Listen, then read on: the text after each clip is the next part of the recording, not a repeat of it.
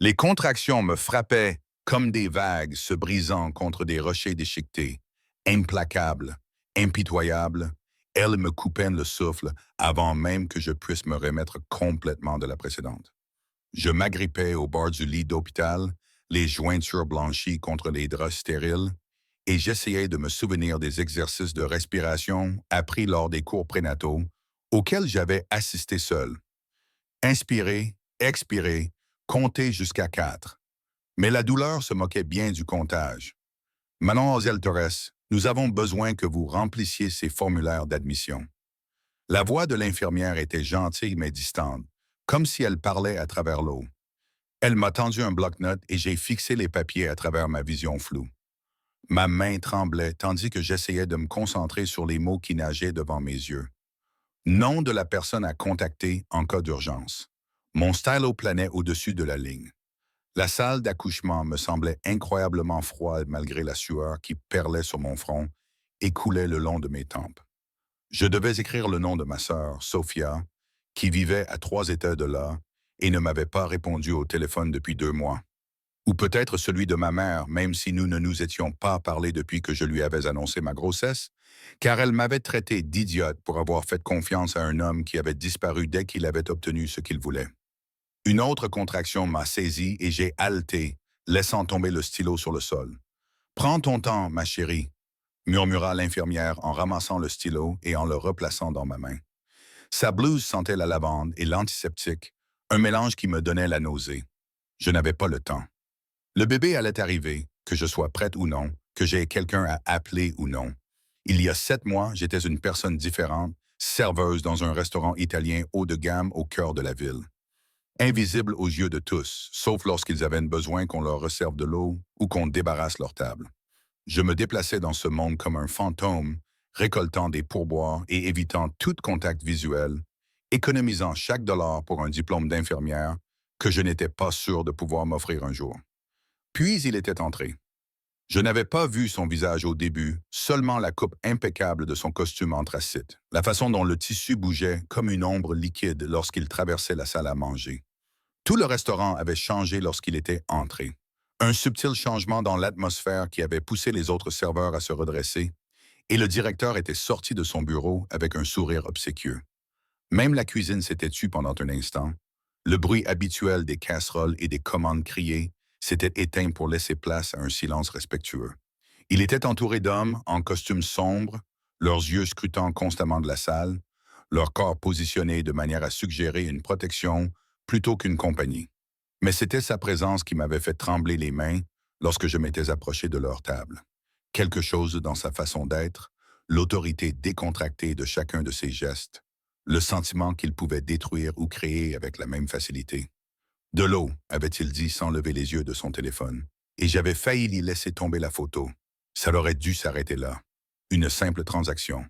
Verser l'eau, prendre la commande, rester invisible.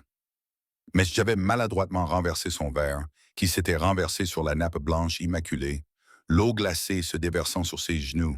J'étais resté figé, horrifié, regardant la catastrophe se dérouler au ralenti, calculant déjà combien de services il me faudrait faire pour payer le costume abîmé. Puis il m'avait regardé. Ses yeux avaient la couleur du whisky vieilli, d'un ambre foncé avec des reflets dorés qui captaient la lumière des bougies. Il y avait quelque chose de dangereux dans ce regard, quelque chose qui poussait tous mes instincts à me crier de m'enfuir. Mais il y avait aussi de la curiosité, une concentration soudaine qui donnait l'impression d'être sous les projecteurs. Je suis vraiment désolé. Je suis vraiment désolé, balbutiai-je en attrapant des serviettes pour essayer d'éponger l'eau avant qu'elle ne cause plus de dégâts. Mon manager était apparu comme un démon conjuré, s'excusant déjà abondamment, promettant déjà de nous offrir le repas, de renvoyer la serveuse maladroite, de sacrifier tout ce qui était nécessaire pour apaiser cet homme. Laissez-nous. Sa voix était calme, à peine plus qu'un murmure, mais elle avait une autorité absolue. Mon manager était devenu pâle et s'était retiré. Les autres hommes à la table s'étaient déplacés, les mains se posant sur leurs vestes dans un geste qui m'avait glacé le sang.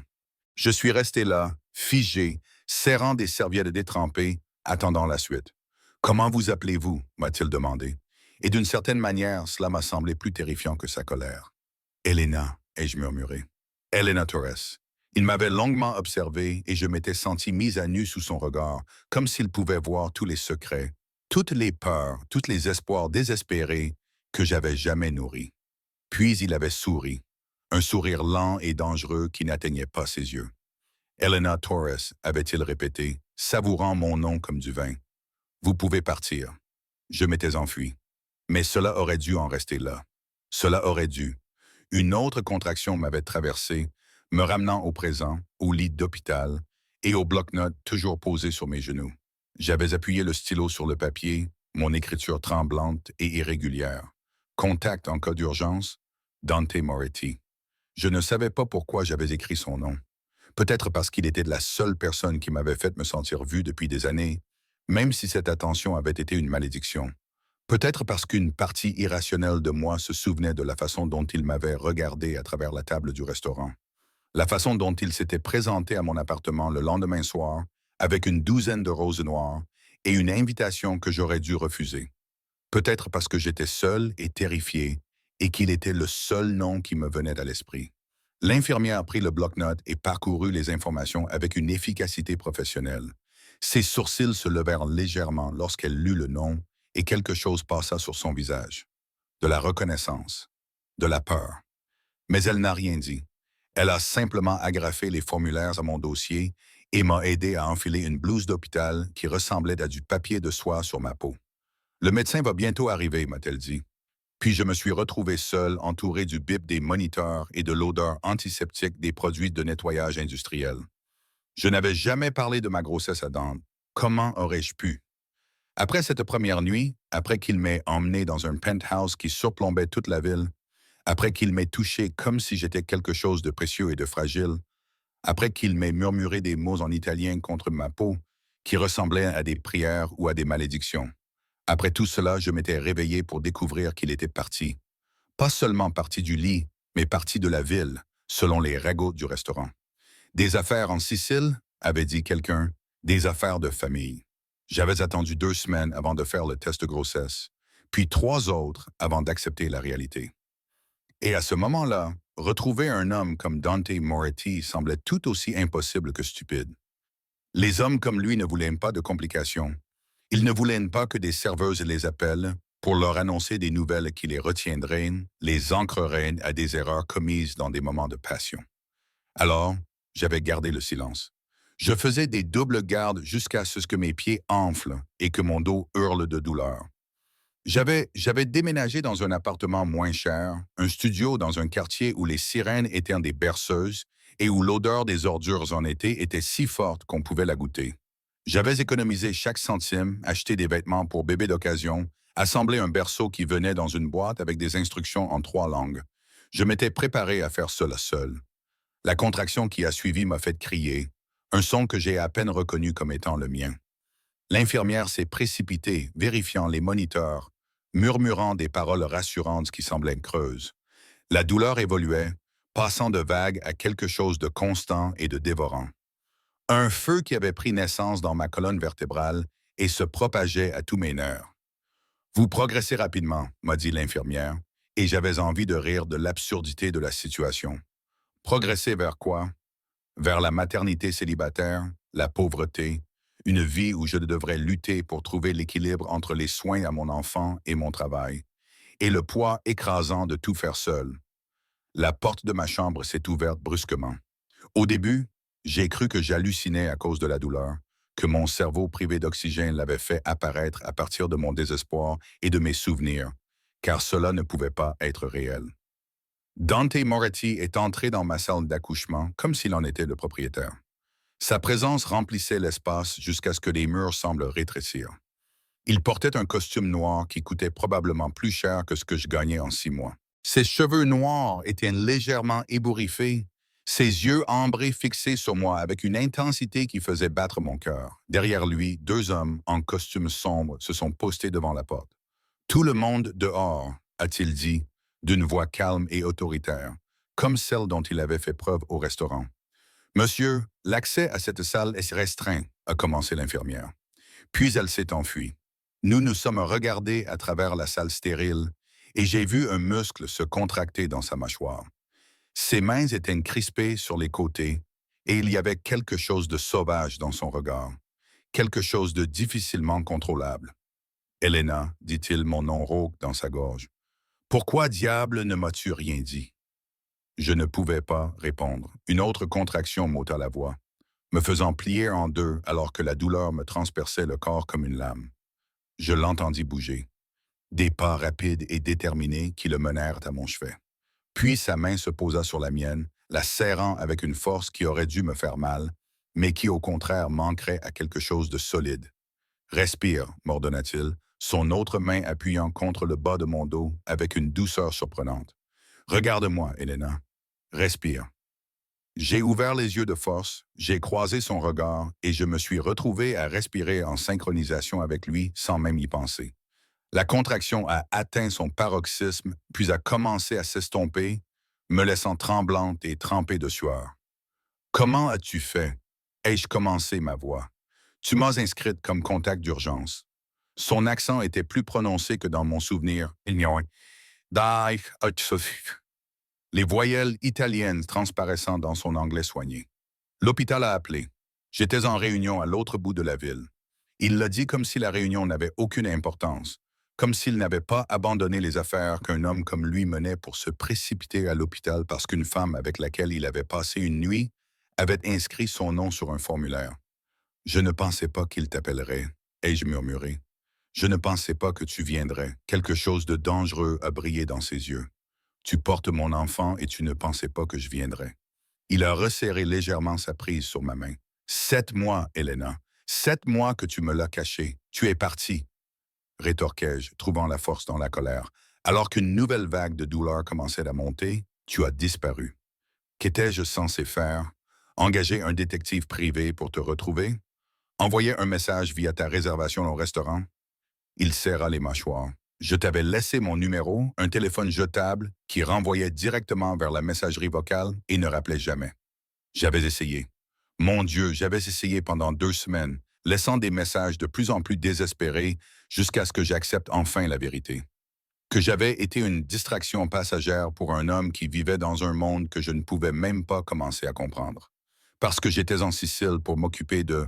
Il s'interrompit, les mots s'arrêtant brusquement, ses yeux me balayant, embrassant la blouse d'hôpital, les moniteurs, la perfusion dans mon bras. Quand il reprit la parole, sa voix était plus calme, plus maîtrisée. Nous en discuterons plus tard. Pour l'instant, vous devez vous concentrer sur la mise au monde de notre enfant. Notre enfant. Ces mots provoquèrent en moi une sensation à la fois chaleureuse et terrifiante. Le médecin entra alors, une femme d'âge moyen aux yeux bienveillants et aux cheveux grisonnants, tirés en un chignon soigné. Elle s'arrêta lorsqu'elle vit Dante, son sourire professionnel vacillant légèrement, mais à son crédit, elle se reprit rapidement. « Monsieur Moretti, dit-elle, et je compris qu'elle savait qui il était. Bien sûr qu'elle le savait. Les hommes comme Dante projettent une longue ombre. Je suis le docteur Chen, je vais mettre le bébé au monde. Quel est son état? Demanda-t-il, toujours en me tenant la main, son pouce dessinant maintenant de petits cercles sur ma paume dans un geste qui semblait inconscient. Le docteur Chen a consulté mon dossier, puis m'a fait passer un examen qui m'a donné envie de sortir de ma peau, même si j'avais perdu toute pudeur depuis des heures. Elle est à 7 centimètres, a-t-elle dit. Ça progresse bien. Encore quelques heures, probablement. Ces mots m'ont pesé comme un fardeau. Je veux le meilleur anesthésiste de cet hôpital, a déclaré Dante. Ce n'était pas une demande. Je vais bien, ai-je protesté faiblement. Mais la contraction suivante m'a donné tort. Elle souffre, a-t-il poursuivi comme si je n'avais rien dit, les yeux rivés sur le médecin. Quoi qu'elle ait besoin, une péridurale, n'importe quoi, faites-le maintenant. Le docteur Chen m'a jeté un coup d'œil et j'ai vu la question dans ses yeux. C'était ma décision, mon corps, mon choix. Mais j'étais tellement fatigué et la douleur était une chose vivante qui essayait de me déchirer de l'intérieur.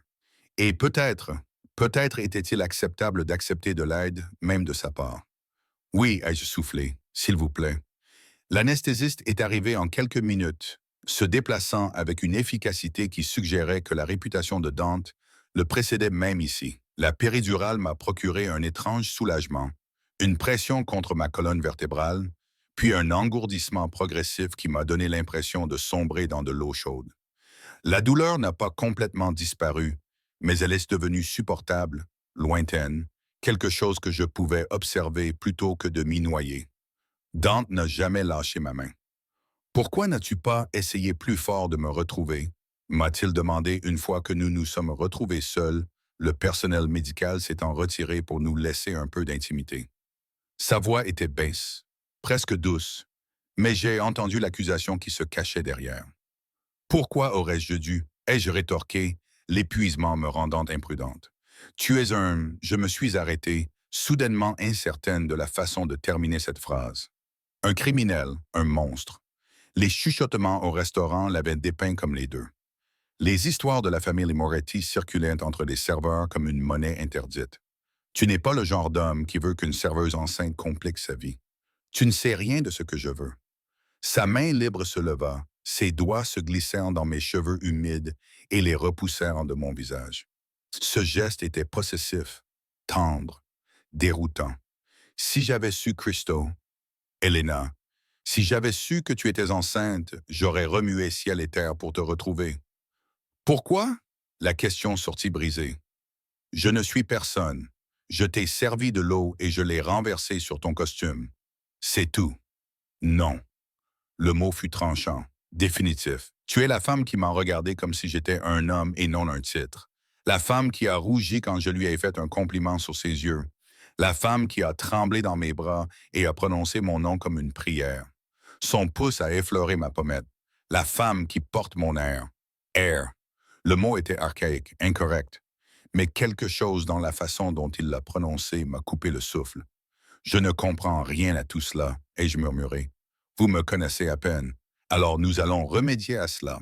Il s'est penché vers moi et j'ai pu sentir son eau de Cologne, le cèdre et la bergamote, et quelque chose de plus sombre, de plus riche. Mais d'abord, vous allez me donner un enfant en bonne santé. Ensuite, nous parlerons de l'avenir. Il n'y a pas de nous, ai-je essayé de dire. Mais une autre contraction a transpercé l'engourdissement de la péridurale, plus forte qu'auparavant. Le Dr. Chen est réapparu, vérifiant les moniteurs avec une urgence renouvelée. C'est le moment, a-t-elle annoncé. Elena, quand la prochaine contraction viendra, je veux que vous poussiez. Tout est devenu flou, entre sensation et ordre. Poussez, respirez, poussez encore. La voix de Dante dans mon oreille, calme et grave, comptant avec moi, m'ancrant, sa main serrant la mienne si fort qu'elle m'en laissait des bleus. Et d'une certaine manière, cette douleur m'ancrait, me donnait quelque chose de réel sur quoi me concentrer, alors que tout le reste semblait chaotique. Je vois la tête, a dit le Dr. Chen. Encore un gros effort, Elena. J'ai rassemblé toutes les forces qui me restaient et j'ai poussé, sentant mon corps s'étirer et se déchirer, sentant quelque chose s'élever. Puis, soudain, un soulagement, un glissement humide, et la pièce s'est remplie du plus beau son que j'avais jamais entendu. Le cri d'un bébé. C'est un garçon, docteur, a dit Chen en soulevant une petite créature frétillante, couverte de vernix et de sang. Un petit garçon en bonne santé. Ils l'ont posé sur ma poitrine. Cet être humain incroyablement petit, avec ses cheveux noirs plaqués sur son crâne et ses yeux qui ne pouvaient pas vraiment faire la mise au point, mais qui semblaient quand même me regarder. Mon fils, mon bébé. J'ai touché sa joue avec mes doigts tremblants et il s'est tourné vers ma main, cherchant instinctivement à la trouver. Il est parfait, ai-je murmuré. Je jetai un coup d'œil à Dante et sentis mon cœur s'arrêter. Il se tenait figé à côté du lit, fixant notre fils avec une expression que je n'avais jamais vue auparavant sur un visage humain. Elle était brute, sans défense. L'émerveillement, la peur et quelque chose de féroce et de protecteur s'entremêlaient. Sa main tremblait lorsqu'il tendit le bras, puis se retira comme s'il avait peur de briser cette nouvelle vie fragile. « Tu peux le toucher, dis-je doucement. » Il le fit. Un doigt a effleuré le petit bras du bébé. Et j'ai regardé cet homme dangereux, ce criminel présumé, cette figure qui faisait taire des restaurants entiers, complètement bouleversé par un nouveau-né qui pesait à peine 3 kilos. « Mon fils », a-t-il murmuré en italien. Puis il m'a regardé avec des yeux qui brillaient d'un feu possessif et de quelque chose de plus profond, de plus dangereux. Le mien. La façon dont il l'a dit m'a glacé et enflammé le sang à la fois. car j'ai entendu la promesse dans ce mot, la revendication, la certitude absolue qu'il ne nous laisserait jamais partir. Comment l'avez-vous appelé? A-t-il demandé. Je n'ai pas encore décidé. J'attendais quelque chose sans savoir quoi. Alejandro, répondit Dante immédiatement. D'après mon grand-père, Alejandro Moretti, aurais-je dû rétorquer. J'aurais dû insister pour choisir moi-même le prénom de mon enfant, pour conserver un semblant d'autonomie. Mais j'étais tellement fatigué, et ce prénom lui allait bien, à ce petit bébé aux cheveux noirs qui avait le nez fort et le menton déterminé de son père. Alessandro, répétai-je pour le tester. Sandro pour faire court. Le sourire de Dante était éclatant et terrifiant.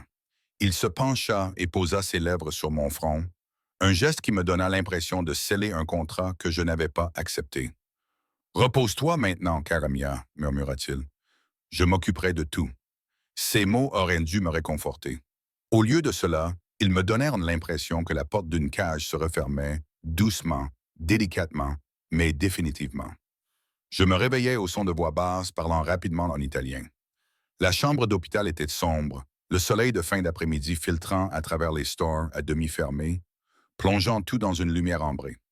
Mon corps me faisait mal à des endroits dont je ne soupçonnais même pas l'existence, une douleur profonde qui me rappelait ce que je venais d'endurer. Mais l'effet de la péridurale s'était complètement dissipé, me laissant l'esprit clair pour la première fois depuis des heures. Dante se tenait près de la fenêtre, dos à moi, le téléphone collé à l'oreille. Même de dos, il dégageait une tension palpable. L'un de ces hommes, celui qui avait une cicatrice en travers du sourcil gauche, montait la garde à la porte, sa présence me rappelant que ce n'était pas une chambre d'hôpital normale, que le père de mon enfant n'était pas un homme normal. « Non me ora », dit Dante d'un ton sec au téléphone. « Je m'en fiche. Annule tout pour les 2 prochaines semaines. Paco peut s'occuper des livraisons. Dis à Gianni que s'il a des inquiétudes, il peut m'en faire part personnellement. » Une pause. Non, je n'ai pas à me justifier auprès du conseil. Ils travaillent pour moi, pas l'inverse. Il raccrocha avec une telle force que j'entendis le téléphone grincer en signe de protestation. « Tu es réveillé, » dit-il sans se retourner, et je compris qu'il avait dû sentir mon souffle changer. « Où est-ce le bébé? » La panique m'envahit. « Où est Sandro? » Dans la nursery, examiné par le pédiatre que j'avais fait venir de Johns Hopkins. Il se retourna et je vis la fatigue gravée autour de ses yeux malgré son apparence impeccable. « Il est parfait, Elena. 10 doigts, 10 orteils, des poumons en bonne santé qu'il montre avec enthousiasme. La tension s'est dissipée de mes épaules. Je devrais être avec lui. Tu devrais te reposer. » Il s'est approché de mon lit et j'ai remarqué un sac en cuir sur la chaise que je n'avais pas vu auparavant. Mais sachant que tu ne le feras pas, j'ai fait apporter quelques affaires pour toi, des vêtements propres, des articles de toilette. Ton appartement est horrible. Ai-je rétorqué amèrement. Un studio dans un quartier où l'on entend des coups de feu ou du bruit de fond. Il a serré les mâchoires. Cela prend fin aujourd'hui. J'ai déjà pris des dispositions pour que vos affaires soient déménagées. Je l'ai fixé du regard. Excusez-moi. Vous et Alessandra allez vivre dans un endroit sûr, un endroit qui convient à la famille Moretti. Son arrogance désinvolte m'a mise en colère, balayant de ma fatigue. Tu n'as pas à décider ça. C'est mon appartement. Ma vie. La serrure de la porte d'entrée de ton appartement est cassée et il y a de la moisissure dans la salle de bain. Sa voix restait calme, mais j'y percevais une fermeté inébranlable. L'immeuble n'a pas de système de sécurité. Il y a eu 3 fusillades dans le quartier rien que le mois dernier. Tu penses que je vais laisser mon fils grandir là-bas? Laisser? Je me suis redressé dans le lit, ignorant la protestation de mes muscles endoloris. Tu n'as pas à autoriser ou interdire quoi que ce soit. Je suis sa mère. C'est moi qui décide où nous vivons. Il s'est penché, posant ses mains de chaque côté de moi, m'emprisonnant contre les oreillers.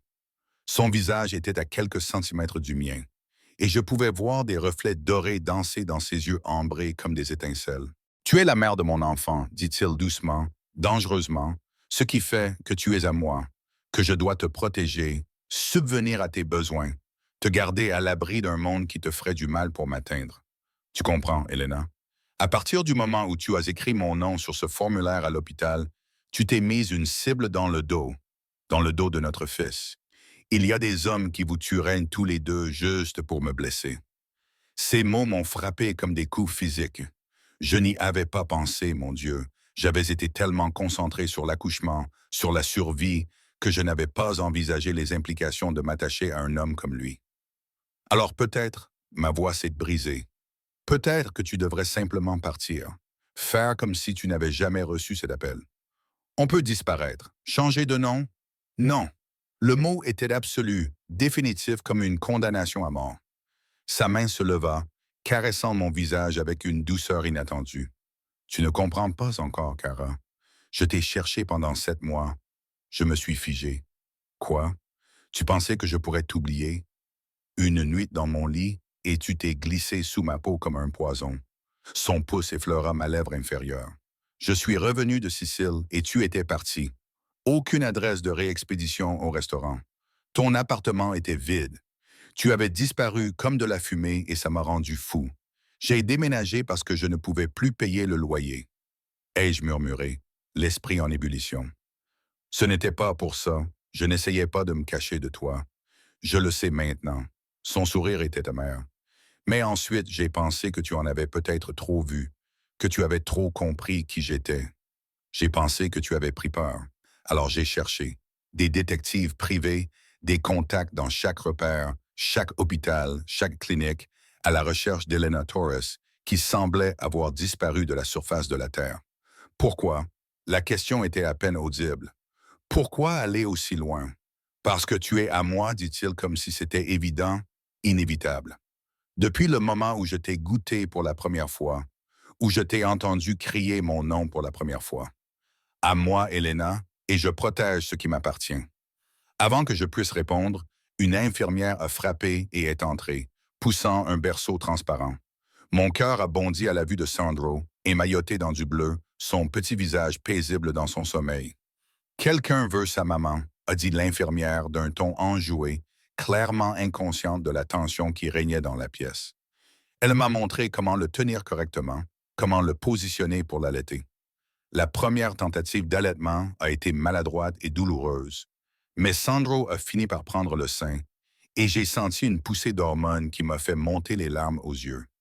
Dante observait la scène avec une intensité qui aurait dû me mettre mal à l'aise. Au contraire, je me sentais protégée, presque respectueuse.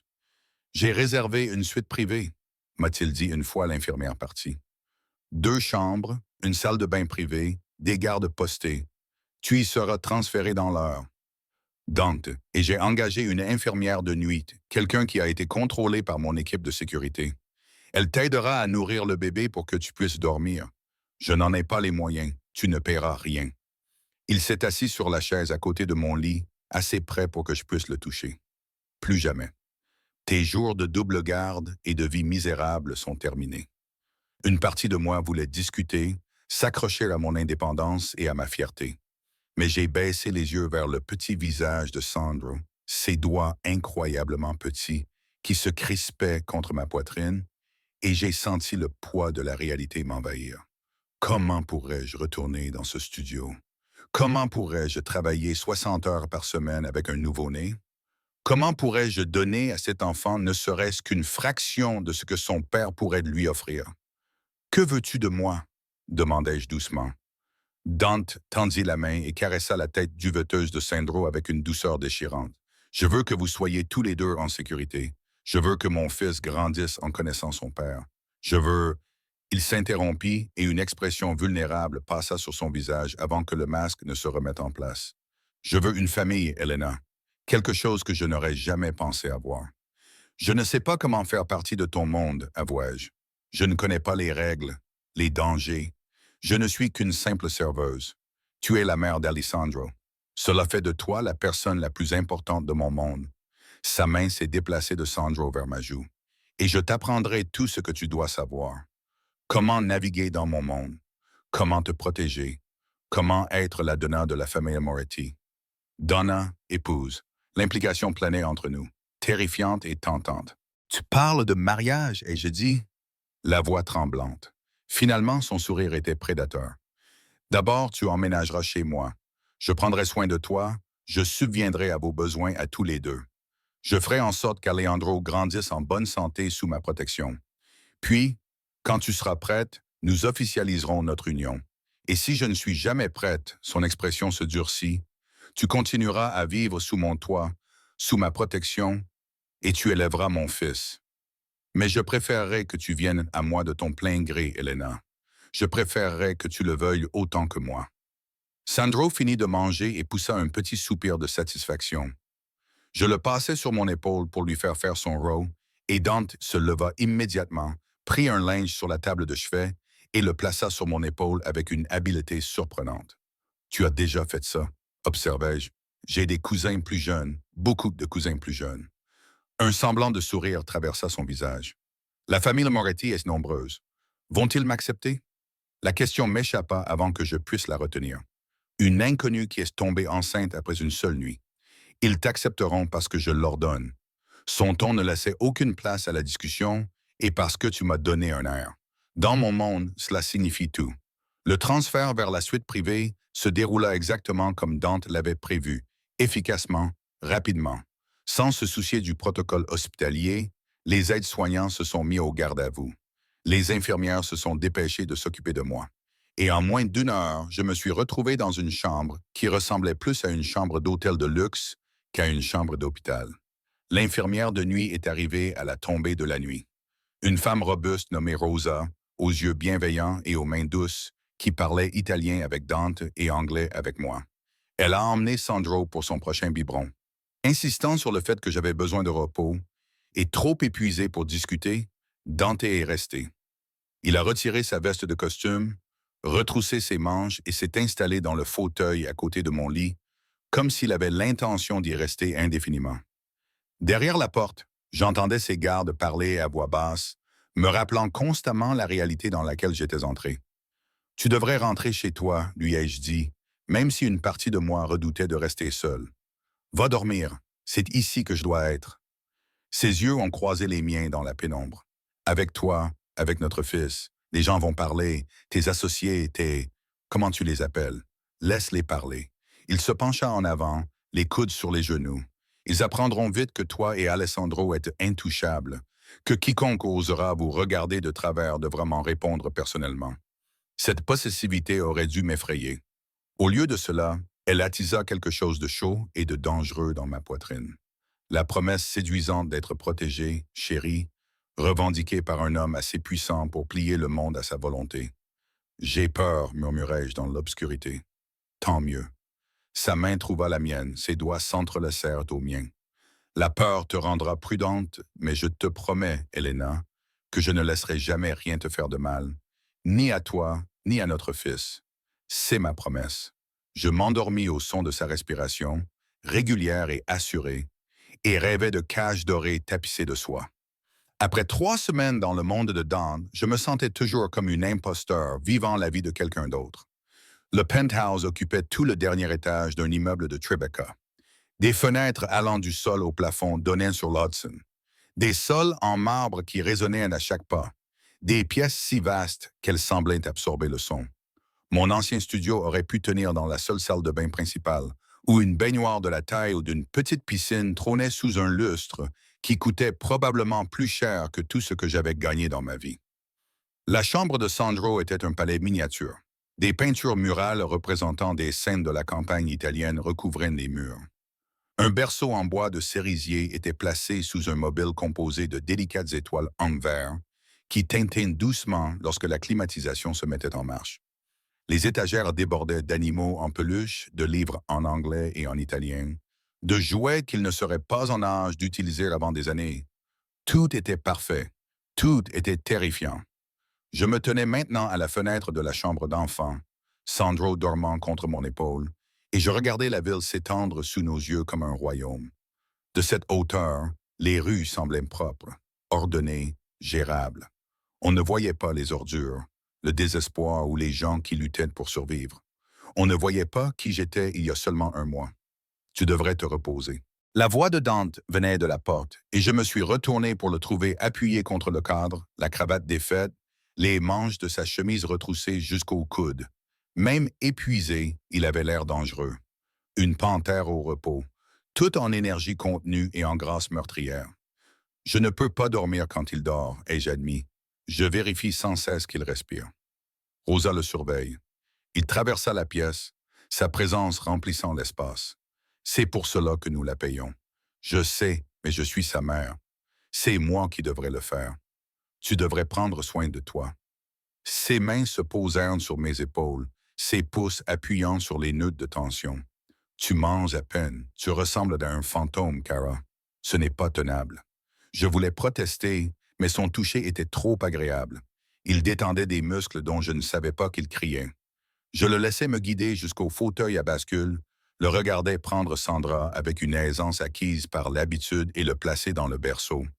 Notre fils bougeait à peine, sa petite poitrine se soulevant et s'abaissant avec une régularité paisible. « Viens, dit Dante en me tendant la main, tu as besoin de manger. » La cuisine était toute en acier inoxydable et en granit noir, équipée d'appareils que je ne savais pas utiliser. Mes dents s'y déplaçaient avec une compétence surprenante, sortant des récipients du réfrigérateur. Des pâtes faites maison, du pain frais, des récipients de sauce qui sentaient divinement bon.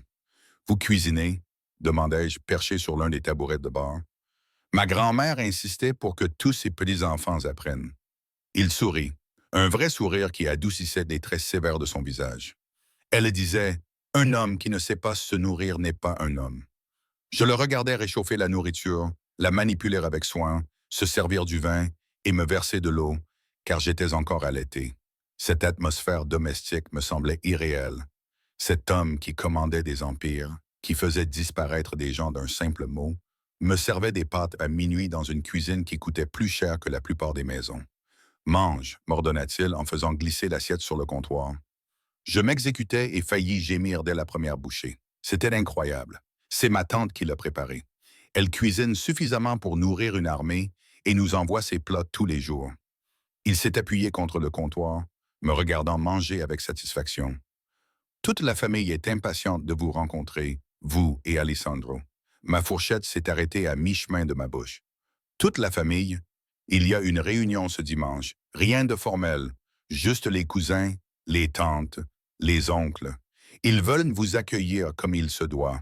La bouchée que je venais de prendre s'est transformée en cendre dans ma bouche. Dante, je ne peux pas. Je ne sais pas comment me comporter avec ce genre de personnes. Que dire? Que porter? Soyez vous-même. Il a contourné le comptoir et m'a relevé le menton pour croiser mon regard. Dites ce que vous pensez. Tu porteras ce qui te met à l'aise. Ils t'aimeront parce que je t'aime et parce que tu as donné à la famille son nouvel héritier. Je t'aime. Les mots restèrent suspendus entre nous, désinvoltes et dévastateurs. Tu ne m'aimes pas, murmurai-je. Tu me connais à peine. Je sais que tu te mords la lèvre quand tu es nerveuse. Je sais que tu fredonnes Sandro quand tu penses que personne ne t'écoute. Je sais que tu plies ses vêtements 3 fois pour qu'ils soient parfaits. Et tu vérifies sa respiration 17 fois par nuit.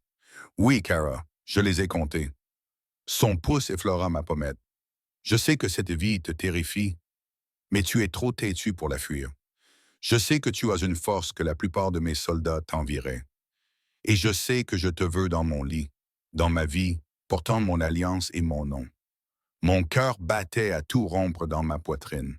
C'est fou. Les gens ne... Nous avons passé une nuit ensemble. Une nuit, et maintenant tu parles de mariage et de famille, et cette nuit m'a donné tout ce dont je ne savais pas avoir besoin. Il s'est penché vers moi, son souffle chaud contre mes lèvres. Dis-moi que tu ne le ressens pas, Elena. Dis-moi que tu ne restes pas éveillé la nuit à te souvenir de la façon dont je t'ai touché. Comment tu tremblais contre moi. Comment tu prononçais mon nom comme une délivrance. Je ne pouvais pas. Mon Dieu, aide-moi. Je ne pouvais pas mentir à ce sujet. Ressentir de l'attirance n'est pas la même chose qu'aimer. J'ai réussi, alors nous commencerons par l'attirance et nous construirons à partir de là. Ses lèvres effleurèrent les miennes, douces comme de la soie, dangereuses comme une lame. Laisse-moi te courtiser comme il se doit, Kemia. Laisse-moi te montrer ce que pourrait être ta vie à mes côtés. Le baiser s'intensifia avant que je puisse répondre, et je m'y abandonnais malgré toutes les protestations logiques qui hurlaient dans ma tête. Il avait le goût du vin et de la possession. Et quand sa langue s'engouffra dans ma bouche, je m'entendis gémir. Il se recula, haletant, les yeux brûlants. « Dimanche, dit-il d'un ton bourru, tu rencontreras ma famille, et tu verras que tu nous appartiens déjà. » Le dimanche arriva trop vite. Rosa m'aida à m'habiller, choisissant d'une robe couleur crème dans la garde-robe que Dante avait remplie sans me demander mon avis. Elle était magnifique, en cachemire doux qui effleurait mon corps, élégante sans être ostentatoire.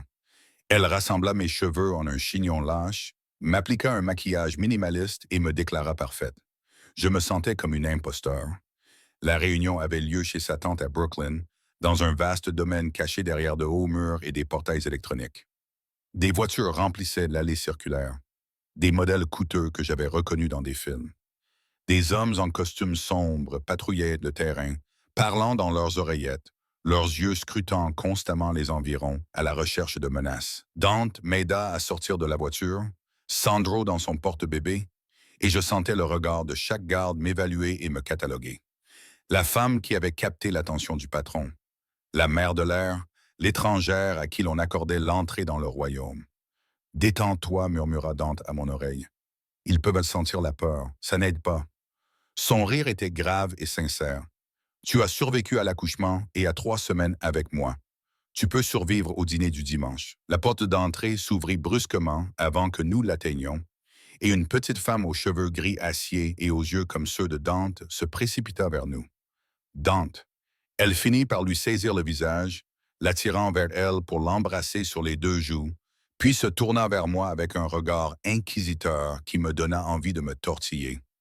Et voici Elena, la fille qui a volé le cœur de mon neveu et nous a donné un bébé avant même un mariage en bonne et due forme.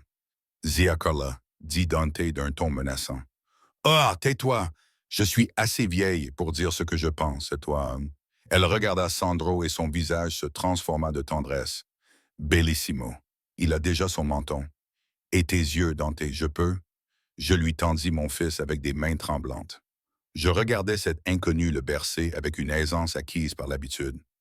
Elle roucoula en italien et Sandro ouvrit les yeux, fixant son visage avec une curiosité solennelle.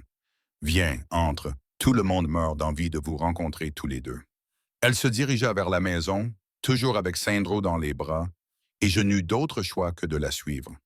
La maison était pleine de monde, au moins 30 personnes, peut-être plus, des hommes en costumes coûteux, des femmes en robes de créateurs, des enfants courant d'une pièce à l'autre avec l'assurance de ceux qui ont grandi dans le luxe.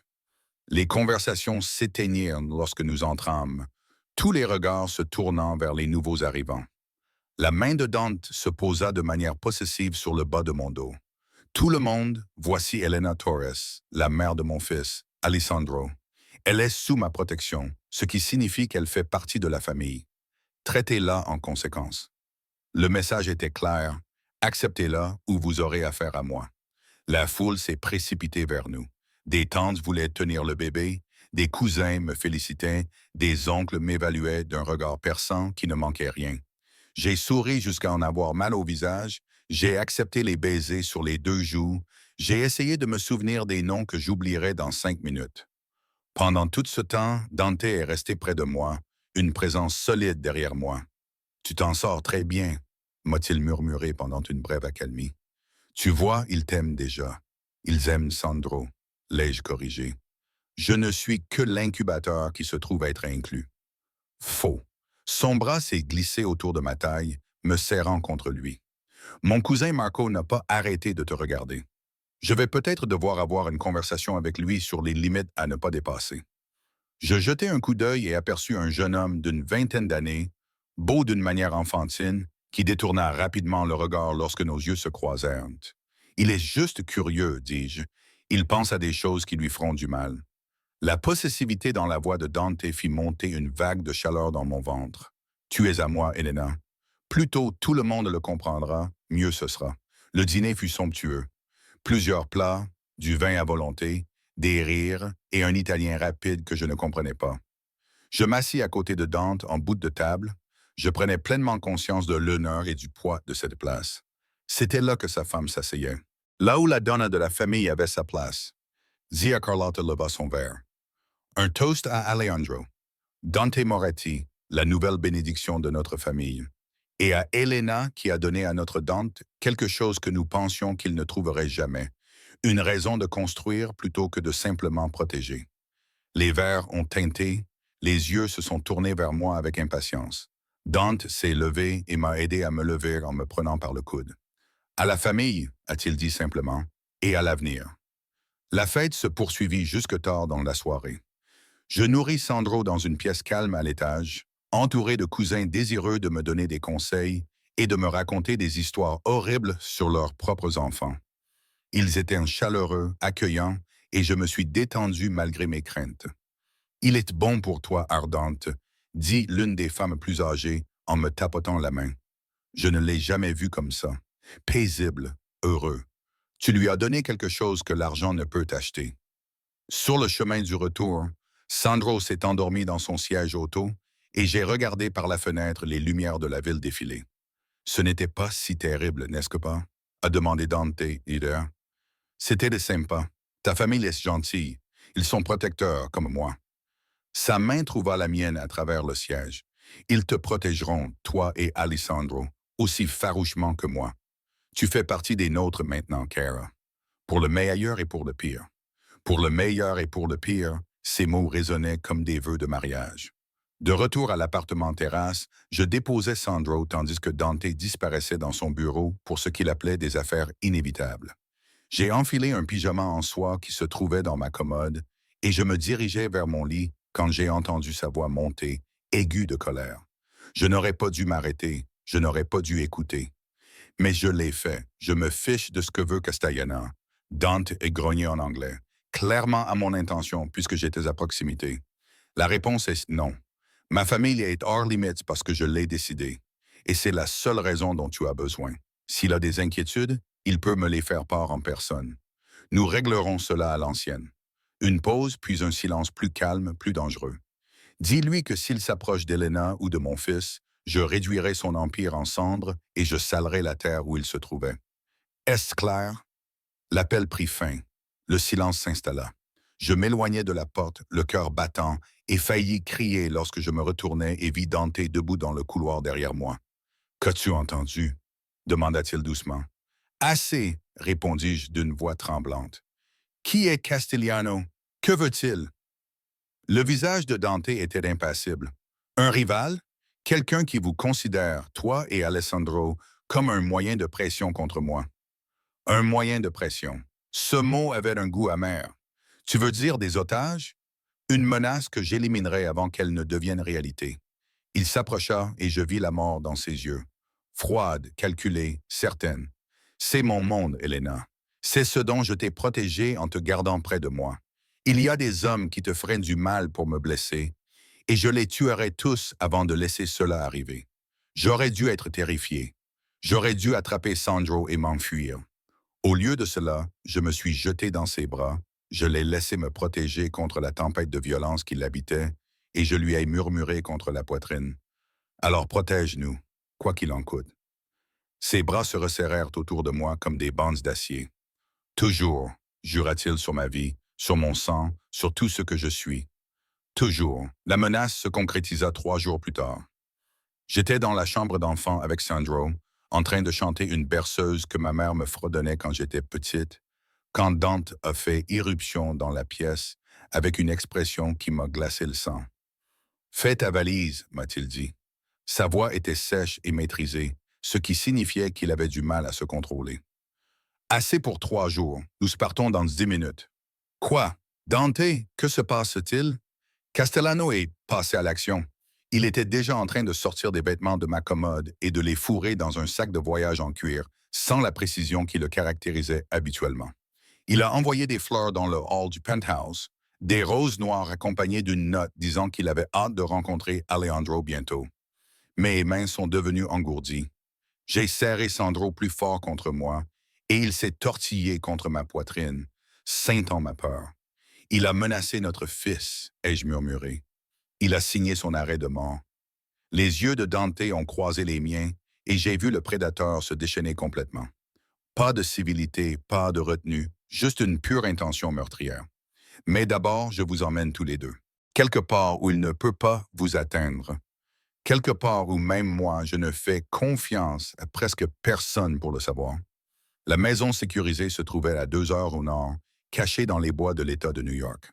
De l'extérieur, elle ressemblait à une modeste cabane, mais à l'intérieur, c'était une forteresse, avec des murs renforcés, des systèmes de sécurité qui auraient rendu jalouse une banque et suffisamment de provisions pour résister à un siège. Rosa nous a accompagnés, ainsi que 4 des gardes les plus fidèles de Dante. Ils ont pris position autour du périmètre pendant que Dante portait nos bagages à l'intérieur. Ces mouvements étaient efficaces et d'un calme mortel. Combien de temps devons-nous rester ici? Demandai-je en le regardant vérifier les verrous des fenêtres avec une aisance acquise par l'habitude. Jusqu'à ce que j'aie réglé la situation. Il évitait de mon regard. Quelques jours, tout au plus. Tu veux dire jusqu'à ce que tu l'aies tué? Sa main s'immobilisa sur le loquet de la fenêtre. Oui, j'aurais dû le supplier de ne pas le faire. J'aurais dû plaider pour une solution pacifique, pour la clémence, pour toute autre chose que davantage de violence. Mais j'ai regardé Sandro qui dormait dans son porte-bébé, si petit, si vulnérable et si parfait, et j'ai senti quelque chose de féroce et de primitif monter dans ma poitrine. Assure-toi qu'il ne puisse plus jamais nous menacer, ai-je dit doucement. Dante s'est retourné et quelque chose qui ressemblait à de la fierté a traversé son visage. Tu comprends maintenant ce que signifie protéger ce qui t'appartient. Je comprends que je ferai tout pour le protéger. Je me suis approché jusqu'à ce que nous ne soyons plus qu'à quelques centimètres l'un de l'autre. Même si cela signifie accepter qui tu es, ce que tu fais. Et qui suis-je, Elena? Il a levé la main et a passé ses doigts dans mes cheveux. Dis-moi ce que tu vois quand tu me regardes. Un tueur, ai-je murmuré, un criminel, un homme qui a bâti un empire sur la peur et la violence. J'ai appuyé ma paume contre sa poitrine, senti son cœur battre fort et régulièrement sous le tissu coûteux. Et le père de mon enfant, l'homme qui me fait me sentir en sécurité même lorsque le monde s'écroule autour de nous. L'homme que j'ai peur d'aimer, car une fois que je l'aurai admis, il n'y aura plus de retour en arrière possible. Son baiser était dévastateur. Tout entier possession, promesse et besoin désespérés. Il m'a plaqué contre le mur, son corps immobilisant le mien. Et je me suis abandonné à lui, à la terrible vérité que je voulais cela malgré tout ce que cela signifiait. Dis-le. Il l'a exigé contre mes lèvres. Dis que tu es mienne. Je suis tien. Les mots sont venus facilement, inévitablement. Que Dieu me vienne en aide. Je suis tien. Il est parti cette nuit-là, une fois que Sandro s'est endormi et que Rosa s'est installée dans la chambre d'amis. J'ai regardé par la fenêtre sa voiture disparaître dans l'allée sombre. Les feux arrière rouges ont été avalés par la forêt et j'ai senti mon cœur partir avec lui. Les gardes changent de corps toutes les 6 heures. Rosa m'a distraite en me racontant des histoires sur Dante quand il était enfant. Esquiveau, protecteur envers ses jeunes cousins, il montrait déjà les signes du leader qu'il allait devenir. J'ai soigné Sandro, changé ses couches, chanté des berceuses et essayé de ne pas imaginer ce que Dante faisait en ville. J'essayais de ne pas l'imaginer rentrer à la maison dans un sac mortuaire. La deuxième nuit, mon téléphone a sonné. Le nom de Dante s'est affiché à l'écran. « Tu es en sécurité? » J'ai répondu sans préambule. « Tu t'inquiètes toujours pour moi, Cara. » Sa voix était rauque, épuisée. « Je vais bien. C'est réglé. » Réglé. J'ai fermé les yeux. Il est franc. Il ne représente plus une menace pour toi ou Alessandro. C'est tout ce que tu as besoin de savoir. Une partie de moi voulait des détails. Je voulais savoir exactement ce qu'il avait fait. L'autre partie était reconnaissante de cette distance, de ce déni plausible qui me permettait de dormir la nuit. Quand pouvons-nous rentrer à la maison? Ai-je demandé à la place. Demain. Je règle les derniers détails ce soir. Demain matin, vous pourrez rentrer en toute sécurité. Une pause, puis d'une voix plus douce. Vous m'avez manqué tous les deux. Cet appartement semble vide sans les pleurs de Sandro à 3 heures du matin et sans vous qui chantez faux dans la chambre d'enfant. Je ne chante pas faux, protestai-je en souriant malgré tout. Cara, c'est absolument le cas. Mais j'adore ça quand même. Une autre pause. Je t'aime, Elena. J'ai besoin que tu le saches. Pas à cause d'Alessandro. Pas par obligation. Je t'aime parce que tu vois le monstre en moi et que tu ne recules pas. Parce que tu es assez forte pour rester à mes côtés dans cette vie. Parce que tu m'as fait croire que je pouvais avoir quelque chose de bon, quelque chose de pur. Même avec du sang sur les mains, les larmes me brûlaient les yeux. Je t'aime aussi. Je crois que je t'aime depuis cette première nuit. Même si je me suis dit que ce n'était qu'une attirance, une simple alchimie, c'est plus que ça. C'est tout. Alors épouse-moi. Les mots étaient calmes mais certains. Pas à cause d'Alessandro, pas à cause de la tradition ou des attentes de la famille. Épouse-moi parce que tu veux construire une vie avec moi. Parce que tu choisis cela. Choisis-nous. Choisis-moi malgré tout ce que tu sais de moi. Oui, je n'ai pas hésité. Oui, Dante, je t'épouserai. Je l'ai entendu expirer comme s'il avait retenu son souffle. Je serai là demain matin pour te ramener à la maison, pour commencer notre avenir. Il a tenu sa promesse. L'aube se levait sur les arbres lorsque sa voiture s'est arrêtée. Je l'ai accueilli à la porte avec Sandro dans les bras. Il avait l'air épuisé, des cernes sous les yeux. Chaque partie de son corps était tendue, mais il était vivant, entier, à moi. C'est fini, ai-je demandé. C'est fini. Il nous a pris tous les deux dans ses bras, le visage enfoui dans mes cheveux. La menace est éliminée, la famille est en sécurité. Tu es en sécurité. Le trajet de retour vers la ville m'a semblé différent, comme si nous retournions vers une nouvelle vie plutôt que vers l'ancienne. Dante m'a tenu la main pendant tout le trajet, son pouce dessinant des cercles sur ma paume, tandis que Sandro dormait paisiblement dans son siège auto. Le penthouse brillait dans la lumière du matin, et j'ai réalisé avec surprise que je me sentais chez moi. Pas à cause du luxe ou de la sécurité, mais parce que c'était ici que nous avions notre place, tous les trois, pour construire quelque chose ensemble. Je veux faire les choses correctement, a déclaré Dante une fois que nous étions à l'intérieur. Une fois que Rosa avait emmené Sandro pour sa routine matinale. Une cour en bonne et due forme, une demande en bonne et due forme. Je sais que nous faisons tout à l'envers, mais nous avons déjà fait la cour. Je l'ai interrompu en me blottissant dans ses bras. Une nuit parfaite qui nous a tout donné. Et tu m'as déjà demandé en mariage. J'ai déjà dit oui.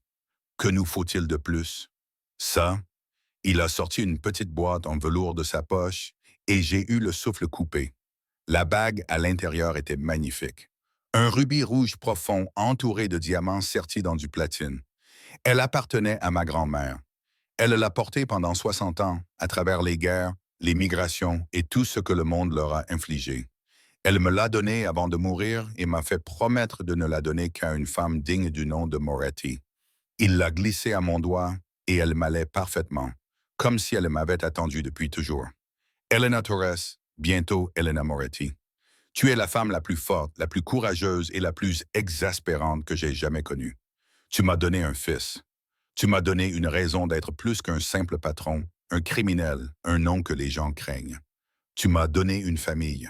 Me laisseras-tu passer le reste de ma vie à te protéger, à subvenir à tes besoins et à t'aimer de tout mon être?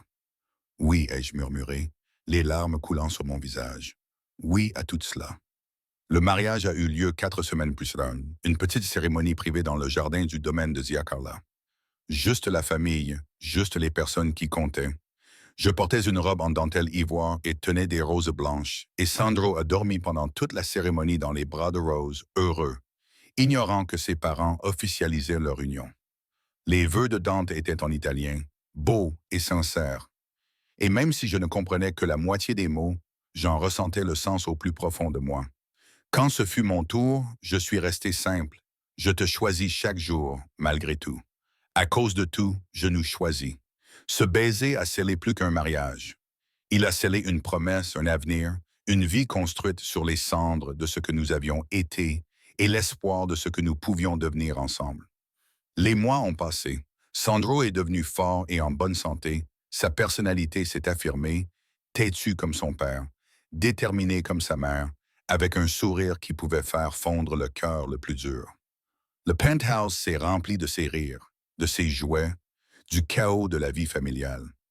J'ai appris à naviguer dans le monde de Dante, la politique, le danger, l'équilibre délicat entre le pouvoir et le respect.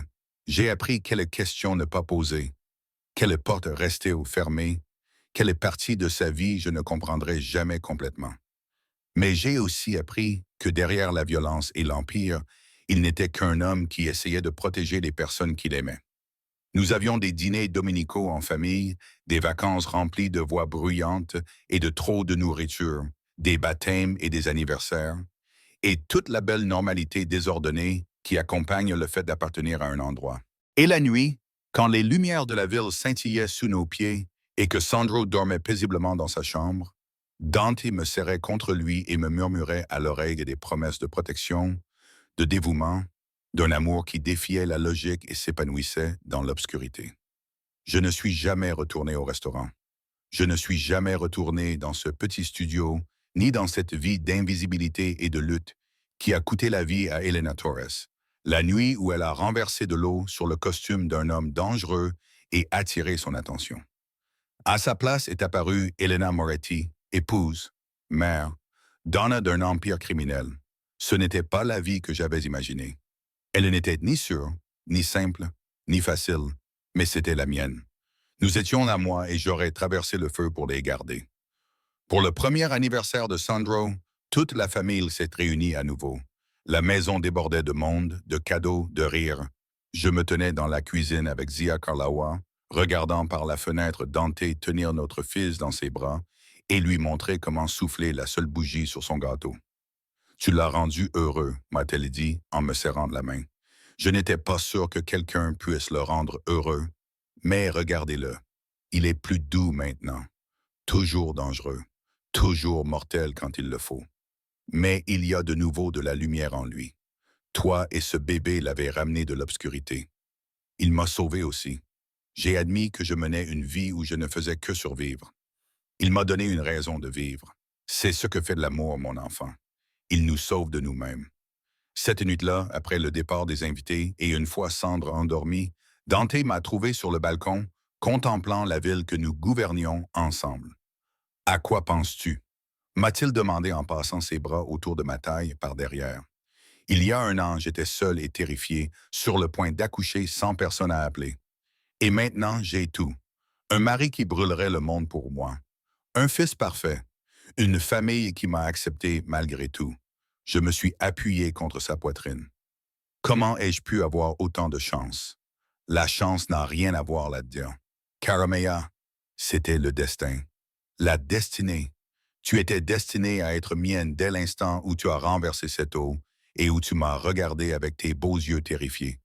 Il m'a retourné dans ses bras, le regard intense. Et je passerai chaque jour de ma vie à m'assurer que tu ne regrettes jamais d'avoir choisi cette vie, de m'avoir choisi. Je ne pourrai jamais le regretter. Je l'ai attiré vers moi pour l'embrasser. Un baiser lent, profond et plein de promesses. Tu es mon foyer, Dante. Toi et Sandro. Où que tu sois, c'est là que j'ai ma place. La ville s'étillait sous nos yeux, pleine de dangers, de beauté et de possibilités. Quelque part là-bas, les menaces existaient toujours. Les rivaux complotaient, le danger rôdait dans l'ombre, mais ici, à cet instant, blotti dans les bras de mon mari, avec notre fils qui dormait paisiblement à l'intérieur. Je me sentais invincible, protégé, aimé. J'étais entré seul à l'hôpital, terrifié, avec pour seule chose le nom d'un homme dangereux sur un formulaire de contact d'urgence. J'en étais ressorti avec tout. Une famille, un avenir, un amour assez fort pour survivre à tout. Et je referais tout cela, chaque moment douloureux, magnifique, terrifiant, parce que cela m'avait mené ici.